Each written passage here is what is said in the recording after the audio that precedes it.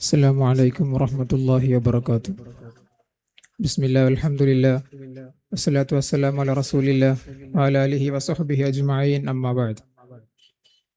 നിർമ്മാണശാലകളിൽ നിന്ന് ഉയരുന്ന പുകച്ചുരുളുകളോ വിപണിയിലെ ലാഭനഷ്ടങ്ങളുടെ എണ്ണങ്ങളോ അല്ല ഒരു രാജ്യത്തിന്റെ സമ്പദ് വ്യവസ്ഥയെ അല്ലെങ്കിൽ ആ രാജ്യത്തിന്റെ വികസനത്തെ അളക്കുന്നത് എന്ന് പ്രശസ്ത സാമ്പത്തിക ശാസ്ത്രജ്ഞനും GDP എന്ന ആശയത്തിന്റെ നിർമ്മാതാക്കളിൽ ഒരാളുമായ സൈമൺ കുസ്നസ് പറഞ്ഞു വെക്കുന്നുണ്ട്. ഇന്ന് ലോകത്തിൽ അനേകം രാജ്യങ്ങൾ അവരുടെ വികസനത്തെ അളന്നുകൊണ്ടിരിക്കുന്നത് GDPയുടെ അളവ് ഉപയോഗിച്ചാണ്. എന്താണ് GDP? ഓരോ വർഷവും ആ രാജ്യത്ത് ഉൽപ്പാദിപ്പിക്കുന്ന മൊത്തം സേവനങ്ങളുടെയും സമ്പത്തിന്റെയും അളവിനെയാണ് GDP എന്ന് പറയുന്നത്. എന്നാൽ GDP ഉയർന്നത് കൊണ്ട് മാത്രം ആ രാജ്യത്തെ ജനങ്ങളുടെ സ്വസ്ഥത, അവരുടെ വികസനത്തിൽ ഉയർവുണ്ടായി എന്ന് നമുക്ക് പറയാൻ പറ്റുമോ? ഇല്ല. കാരണം GDP എന്ന് പറയുന്നത് വെറും ഒരു സമ്പത്തിന്റെ അളവ് മാത്രമാണ്. ആ രാജ്യത്തെ ജനങ്ങൾക്ക് വിദ്യാഭ്യാസം ലഭിക്കുന്നുണ്ടോ? അവർക്ക് കൃത്യമായ ചികിത്സ ലഭിക്കുന്നുണ്ടോ? അവിടുത്തെ ജനങ്ങളെല്ലാം സന്തോഷകരമായി നല്ല തൊഴിലെടുക്കുന്ന യുവാക്കളായി ജീവിക്കുന്നുണ്ടോ എന്നുള്ളതിനുള്ള ഉത്തരവൊന്നും ഈ GDP പുറത്തു കാണിക്കുന്നില്ല. അതുകൊണ്ടാണ് ഭൂട്ടാൻ എന്ന രാജ്യം അവരുടെ സാമ്പത്തിന്റെ നില അളക്കാൻ GDP ഉപയോഗിക്കുന്നതിന് പുറമെ അവരുടെ വികസനത്തെ അളക്കുവാൻ വേണ്ടി ഗ്രോസ് നാഷണൽ ഹാപ്പിനെസ് ഇൻഡെക്സ്, അതായത് മൊത്തം ജനങ്ങളുടെ സന്തോഷ സൂചിക കൂടെ ഉൾപ്പെടുത്തിയിരിക്കുന്നത്.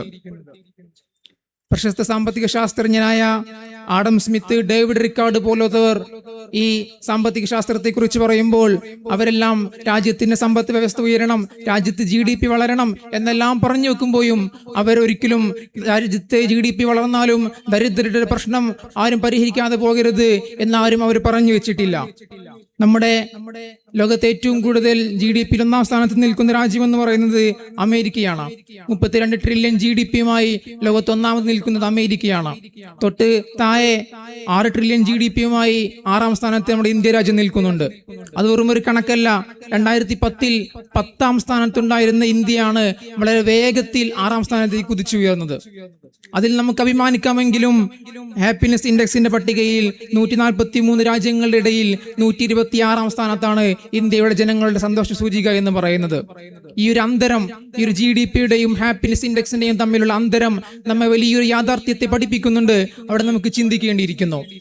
ലോകത്ത് ഏറ്റവും കൂടുതൽ ഡിജിറ്റൽ ഇടപാടുകൾ നടക്കുന്ന അനേകം സ്മാർട്ട് സിറ്റികളുള്ള ചെനാബ് റെയിൽവേ പാലമൊക്കെ എന്നുള്ള രാഷ്ട്രങ്ങൾക്കിടയിൽ നമ്മൾ തലയുയർത്തി നിൽക്കുമ്പോഴും നമ്മുടെ രാജ്യം വിഷന്നുകൊണ്ടിരിക്കുകയാണ്.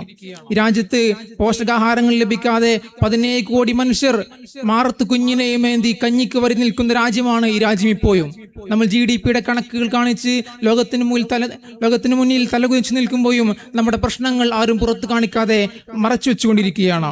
ഇവിടെ അനേകം ലക്ഷം തൊഴിലവസരങ്ങൾ സൃഷ്ടിക്കുമെന്ന് പറഞ്ഞ് 12 വർഷമായി നമ്മുടെ അധികാരത്തിലിരിക്കുന്ന പാർട്ടി ഇപ്പോൾ നമ്മുടെ യുവാക്കളുടെ എണ്ണത്തിൽ 3.9 കോടി യുവാക്കൾ ഇവിടെ തൊഴിലില്ലാതെ അലഞ്ഞ് നടന്നുകൊണ്ടിരിക്കുകയാണ്. ഇത്തരം പ്രശ്നങ്ങൾ, നമ്മൾ അനുഭവിക്കുന്ന പ്രശ്നങ്ങളെല്ലാം മറ്റു രാഷ്ട്രങ്ങൾക്കിടയിൽ നിന്ന് നമ്മൾ പതിയെ മറച്ചു വെക്കുന്ന കാഴ്ച നമ്മൾ മറന്നിട്ടില്ല. 2020 ഡൊണാൾഡ് ട്രംപ് നമ്മുടെ രാജ്യത്തേക്ക് കടന്നു വന്നപ്പോൾ 500 മീറ്ററോളം ഇടങ്ങളിൽ നമ്മൾ മതിൽ കെട്ടി മറച്ചതും 2023 ഉച്ചകോടിക്ക് വേണ്ടി ന്യൂഡൽഹിയിലെ അനേകം ചേരികളെ നമ്മൾ കെട്ടിമറച്ചതുമെല്ലാം ഇവിടുത്തെ പാവങ്ങളായ മനുഷ്യരുടെ അവസ്ഥകളെ മറച്ചു വെക്കാൻ വേണ്ടിയായിരുന്നു എന്നുള്ള യാഥാർത്ഥ്യം ഇവിടുത്തെ മനുഷ്യരുടെ ഉള്ളിലുണ്ട്. അതെല്ലാം GDPയുടെ കണക്കുകൾ മാത്രം കാണിച്ചുകൊണ്ട് നമ്മുടെ രാജ്യം വികസനത്തിലേക്ക് പോയി എന്ന് പുറം രാഷ്ട്രങ്ങൾക്ക് മുമ്പിൽ തലയുയർത്തി നിൽക്കുവാനുള്ള നമ്മുടെ ഹേതു മാത്രമായിരുന്നു. ഇന്ത്യയിലെ മനുഷ്യർ അനേകം അനൗദ്യോഗിക ഇടങ്ങളിൽ ജോലി ചെയ്യുന്ന അനേകം മനുഷ്യർക്ക് ഇവിടെ പെൻഷൻ പോലും കൊടുക്കാതെ അവരെല്ലാം കഷ്ടപ്പെട്ടുകൊണ്ടിരിക്കുമ്പോഴും നമ്മൾ GDP എന്ന ആശയത്തെ മാത്രം ഉയർത്തി എങ്ങനെയാണ് നമ്മുടെ രാഷ്ട്രം ഒരു ക്ഷേമ രാഷ്ട്രമായി എന്ന് നമുക്ക് പറയാൻ സാധിക്കുക? അതുകൊണ്ട് GDPയുടെ തിളങ്ങുന്ന അക്കങ്ങൾ കാട്ടി ലോകരാഷ്ട്രങ്ങൾക്ക് മുമ്പിൽ തലകുനിച്ചിരിക്കുന്ന രാഷ്ട്രങ്ങൾ എല്ലാം അവരുടെ ഉള്ളിൽ നീറുന്ന വേദനകളുണ്ട്, നീറുന്ന മനുഷ്യരുടെ കണ്ണീരുകളുണ്ട് എന്ന് രാഷ്ട്രങ്ങൾ തിരിച്ചറിയണം. മനുഷ്യരുടെ സന്തോഷത്തെയും അവരുടെ വികസനത്തെയും എല്ലാം അളന്നുകൊണ്ടുള്ള വികസന കാഴ്ചപ്പാടിനെയാണ് നമ്മൾ രൂപപ്പെടുത്തേണ്ടത്. നമ്മുടെ രാഷ്ട്രങ്ങൾക്കും നമ്മുടെ ഭരണകൂടങ്ങൾക്കും അതിന് സാധ്യമാകട്ടെ എന്ന് ഓർമ്മിപ്പിച്ചുകൊണ്ട് വാക്കുകൾ അവസാനിപ്പിക്കുന്നു. വാഹ് റബ്ബിൽ ആലമീൻ. അസ്സലാമു അലൈക്കും.